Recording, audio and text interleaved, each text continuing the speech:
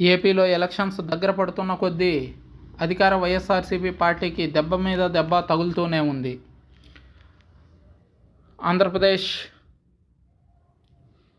అధికారపక్ష పార్టీలకు చెందిన నేతలు, సిట్టింగ్ ఎమ్మెల్యేలు తమకు అధికార పార్టీ తరఫున టికెట్ దక్కకపోవడంతో సొంత పార్టీపై అసహనం వ్యక్తం చేస్తూ పార్టీలు మారుతున్న విషయం తెలిసిందే.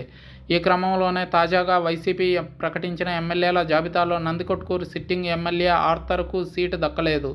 దీంతో ఆయన ఎవరూ ఊహించని రీతిలో కాంగ్రెస్ పార్టీలో చేరారు. మంగళవారం ఉదయం వైఎస్ షర్మిల నివాసానికి వెళ్లిన ఆయన కాంగ్రెస్లో చేరక AP PCC chief Sharmila MLA ఆర్థర్కు పార్టీ కండువా కప్పి కాంగ్రెస్ పార్టీలోకి ఆహ్వానం పలికారు. దీంతో ఆయన మరోసారి నందికొట్కూరు ఎమ్మెల్యేగా పోటీ చేయనున్నట్లు తెలుస్తోంది.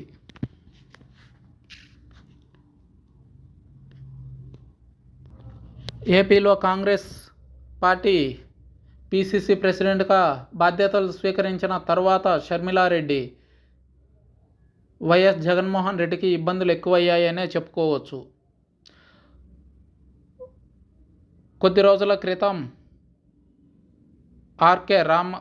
అమరావతి ఎమ్మెల్యే ఆర్కే, అదేవిధంగా మరికొంతమంది ఎమ్మెల్యేలు కాంగ్రెస్లోకి వెళ్ళి తర్వాత జగన్మోహన్ రెడ్డి బుజ్జగించడంతో వెనుతిరిగారు.